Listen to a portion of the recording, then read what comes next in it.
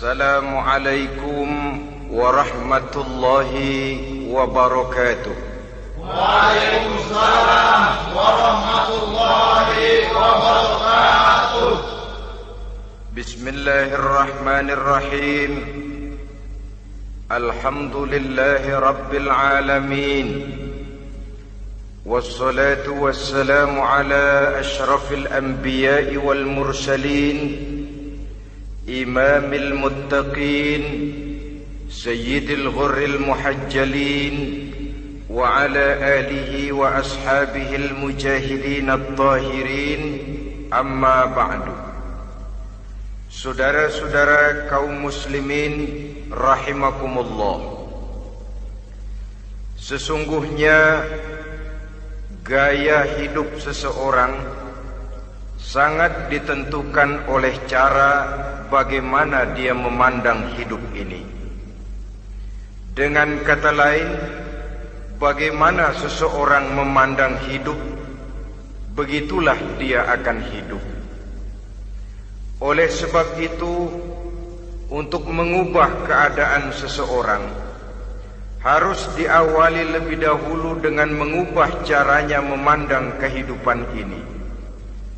Itulah sebabnya dalam surah Ar-Ra'd ayat 11 Allah Subhanahu wa ta'ala menjelaskan, Innallaha la yughayyiru ma biqaumin hatta yughayyiru ma bi anfusihim. Allah Subhanahu wa ta'ala tidak akan mengubah nasib dan keadaan satu kaum sampai kaum itu berusaha mengubah apa yang ada di dalam diri mereka sendiri. Yang ada di dalam diri itu tentu tidak lain adalah rule of thinking, bahasa kerennya state of mind, kata orang Kulon, cara berpikir, cara memandang kehidupan yang akan sangat mewarnai cara orang menjalani kehidupan itu sendiri. Oleh karena itu, pada pertemuan kali ini kita akan membicarakan tentang dasar dan tujuan hidup dari seorang muslim di dalam kehidupan ini. Yang pertama, tentang dasar dan landasan hidup. Seorang muslim tak dapat lain mendasarkan kehidupannya dengan Islam. Di dalam mendasari kehidupan dengan Islam ini, Allah Subhanahu wa ta'ala menuntut, Ya ayyuhalladzina amanu dkhulu fis silmi kafah. Hai orang-orang yang beriman, masuklah kamu ke dalam Islam itu secara total, secara utuh, secara seluruhnya. Jangan separuh-separuh, jangan sepotong-sepotong. Mendasari hidup dengan Islam artinya menjadikan Islam sebagai way of life, sebagai rule of thinking, sebagai state of mind di dalam kita memecahkan problema-problema kehidupan, sehingga tidak satu persoalan hidup yang bagaimanapun kecilnya sekalipun yang tidak tersentuh oleh nilai-nilai ajaran agama Islam ini. Kemudian di dalam mendasarkan hidupnya dengan Islam, ia mempunyai satu keyakinan. Pertama, Islam sebagai dasar hidupnya adalah agama yang sesuai dengan fitrah daripada manusia. Allah Subhanahu wa ta'ala pencipta manusia. Allah Subhanahu wa ta'ala yang menurunkan agama Islam. Oleh sebab itu, tentu saja seluruh konsepsi Islam ini sudah diukur sedemikian rupa sesuai dengan kemampuan yang dimiliki oleh manusia. Secara logika bisa kita katakan, pabrik mobil di Jerman misalnya bikin mobil namanya Mercy. Seiring dengan itu dikeluarkannya buku petunjuk. Mobil ini bernama Mercy, kecepatan maksimal sekian ratus kilometer per jam, daya angkutnya sekian ratus kilogram, kalau rusak memperbaikinya ini onderdilnya itu umpamanya. Karena pabriknya yang bikin mobil, lalu pabriknya juga yang mengeluarkan buku petunjuk, tentu buku itu sesuai benar untuk mobilnya. Dan logika mengatakan tidak bisa kita punya mobil Mercy rusak, kita perbaiki dengan menggunakan buku petunjuk yang dikeluarkan oleh pabrik mobil Fiat. Tentu saja mobil makin rusak, acak-acakan dan tidak karu-karuan. Ini artinya, jikalau manusia ingin baik, jikalau manusia ingin mencapai sesuatu yang bernama bahagia, dia harus mengikuti petunjuk yang dikeluarkan oleh yang menciptakan manusia. Dan petunjuk-petunjuk itu telah turun dalam satu konsepsi yang bernama Islam yang sesuai dengan fitrah manusia. Yang kedua, oleh karena keyakinannya bahwa Islam sesuai dengan fitrah manusia, ia pun berkeyakinan bahwa Islam adalah agama untuk seluruh manusia, universal. Walaupun ia diturunkan di tanah Arab, tetapi ia bukanlah agama hanya untuk orang Arab semata-mata. Keyakinan ini perlu ditegakkan kembali, oleh karena akhir-akhir ini muncul pendapat-pendapat yang menganggap seolah-olah agama itu barang impor. Persilahkan saja kalau memang itu merupakan keyakinannya, tetapi menganggap agama sebagai barang impor sungguh merupakan satu kekeliruan yang sangat besar. Bahwa Arab sebagian besar memang Islam, jelas. Tetapi Islam bukannya Arab, itu pun harus kita akui. Kita bisa menjadi Muslim yang baik tanpa perlu menjadi orang Arab. Dengan kata lain, kita bisa menjadi Muslim yang baik dengan tetap menjadi warga negara Indonesia yang baik.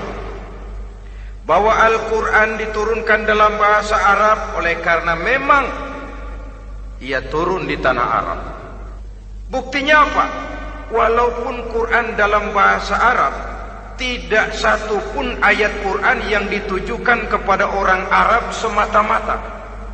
Tidak ada ayat ya ayyuhal arabiyun, hai orang-orang Arab. Tidak ada. Yang ada malah ya ayyuhan nas, wahai manusia. Manusia yang mana? Yang mana saja asal merasa manusia. Kalau tidak merasa manusia, tidak usah terpanggil dengan ayat tadi. Maka dalam mendasari hidup dengan Islam, kita berkeyakinan Islam adalah agama untuk seluruh manusia. Yang ketiga, di dalam mendasari hidup dengan Islam, kita berkeyakinan Islam adalah agama terakhir yang diturunkan kepada Rasul terakhir. Tidak ada Rasul dan Nabi sesudah Nabi Muhammad, dan tidak ada agama lagi sesudah agama Islam. Dasar-dasar keyakinan ini melembaga dalam pribadi kita, membentuk satu keyakinan yang mendasari kehidupan ini, sehingga tidak satu problema yang bagaimanapun kecilnya dalam kehidupan yang tidak tersentuh oleh nilai-nilai Islam. Sejak kita tidur sampai kita bangun tidur, bahkan tidur itu sendiri, dan seluruh kegiatan kehidupan yang kita laksanakan dalam 24 jam, tidak satu pun yang tidak tersentuh oleh nilai-nilai Islam. Inilah pandangan hidup Muslim. Jawaban seorang Muslim terhadap problema-problema kehidupan yang dihadapinya, yang di dalam menjawab problema itu ia Islam oriented, berorientasi kepada nilai-nilai Islam. Apa kata Islam tentang pekerjaan yang dihadapinya? Halal kata Islam, halallah dia katakan. Haram kata Islam, haram dia katakan. Islam oriented. Barometer dalam perbuatannya tidak lain daripada nilai-nilai Islam itu sendiri. Dan kemudian di dalam mendasari kehidupan dengan Islam, ia berkeyakinan Islam adalah satu-satunya agama yang benar. Bahasa kerennya, Islam is the single one, the true religion behind the God. Satu-satunya. Keyakinan ini kelihatannya subjektif, tapi memang inilah pokok daripada kehidupan beragama. Saudara-saudara kaum muslimin rahimakumullah, kalau itulah dasar daripada kehidupan kita sebagai muslim, apa yang menjadi landasannya? Kalau dasar hidup kita Islam, maka landasan hidup kita tidak lain adalah Al-Quran dan Sunnah Rasulullah Sallallahu Alaihi Wasallam. Dunia penuh dengan orang-orang besar, dan setiap orang-orang besar itu mempunyai ajaran-ajaran yang pernah jaya, pernah dikumandangkan, didengung-dengungkan, naik ke panggung sejarah untuk kemudian tenggelam. Satu ajaran hanya akan langgeng, satu ajaran hanya akan tahan lama apabila dia turun dari sumber yang serba maha. Kalau dia turun dari manusia, maka sifatnya hanya musim. Yang namanya musim, saudara-saudara, namanya musim tidak bisa dilarang, tapi kalau sudah selesai habis sendirian. Itu musim namanya. Musim rambutan. Kalau datang musim rambutan, apa bisa dilarang? Gak boleh musim rambutan. Ya tidak bisa, dia akan tumbuh terus. Tapi manakala musimnya habis. Begitulah nasib dari ajaran yang nisbi, relatif dan temporer apabila dia bersumber dari manusia. Maka satu ajaran hanya akan langgeng, tahan lama apabila dia turun dari sumber yang serba maha. Dan itu sudah turun bernama Al-Quranul Karim. Sedangkan sunnah, saudara-saudara, merupakan penjelasan dari apa yang oleh Quran tidak dijelaskan dalam bentuk yang detail, melengkapi apa yang oleh Al-Quran hanya disebutkan dalam bentuk garis besarnya saja.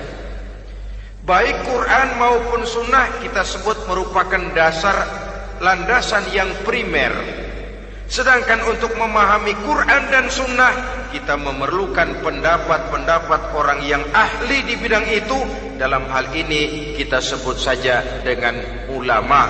Dan ini merupakan sumber yang sekunder dari landasan hidup kita sebagai seorang muslim. Dua rel ini, Quran dan sunnah, merupakan landasan di mana kereta api Islam ini berjalan. Quran dan sunnah. Saudara-saudara kaum muslimin rahimakumullah, oleh karenanya marilah kita menjadikan Quran dan sunnah ini sebagai imam di dalam kehidupan kita. Bukankah Rasulullah sallallahu alaihi wasallam pernah memberikan pilihan, man ja'alal Qur'ana amamahu qadahu ilal jannah wa man ja'alal Qur'ana khalfahu saqahu ilan nar. Siapa yang meletakkan Quran di depannya, dijadikannya Quran sebagai imam dan dia sebagai makmum, maka Al-Quran akan membimbing dia ke surga.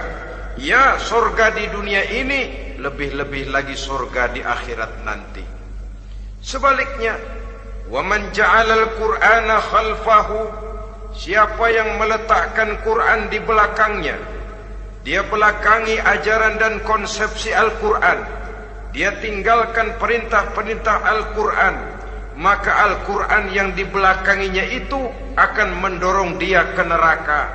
Neraka dunia, lebih-lebih neraka di akhirat nanti. Pilihan terserah kita. Jikalau kita mau menjadikan Quran sebagai imam, artinya kita menjadi makmum. Resikonya dimanapun, makmum wajib ikut imam. Imam takbir, makmum takbir, imam ruku, makmum ruku, imam i'tidal, makmum i'tidal. Jikalau Quran imam kita dan kita adalah makmum, maka itu berarti Jikalau ke barat komando Quran, ke barat kita pergi.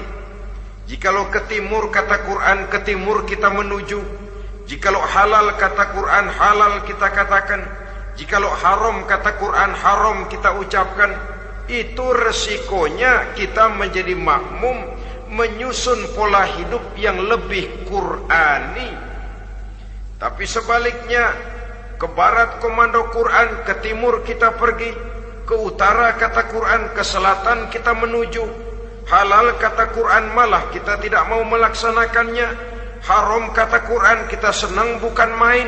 Artinya kita mau menjadi makmum, dan Quran kita jadikan sebagai makmum, kita sendiri malah mau menjadi imam. Kita paksa konsepsi Al-Quran itu supaya sesuai dengan naluri kemanusiaan kita. Mengotak-atik hukum, menghalalkan yang haram, mengharamkan yang halal. Dikala itu landasan hidup kita sudah goyah, tidak lagi sebagai landasan tempat kita bertolak, tetapi malah menjadi satu landasan yang kita injak-injak. Sesungguhnya saudara-saudara, Quran tidak akan membawa berkah, tidak akan menjadi rahmatun wa syifaun lil mu'minin, menjadi penyembuh, menjadi rahmah bagi orang-orang beriman, apabila yang kita baca itu kita injak-injak di dalam kehidupan. Upaya menyusun hidup yang lebih Qurani ini seiring dengan usaha kita menjadi warga negara yang baik. Yang saya katakan di awal tadi, tidak saling dan tidak harus saling bertentangan. Jadi dengan demikian, dasar hidup kita sebagai muslim adalah Islam, dan landasan hidup kita tidak lain adalah Al-Quran dan Sunnah Rasulullah Sallallahu Alaihi Wasallam. Ini landasan tempat kita bertolak. Ini yang mewarnai gaya kehidupan kita. Apapun yang mau kita lakukan, tempat kita bertanya lebih dahulu Quran dan Sunnah. Saya mau melakukan pekerjaan ini, apa kata Quran? Saya mau pergi ke tempat ini, apa kata Quran? Saya mau berusaha dengan mengerjakan perusahaan ini, apa kata Quran?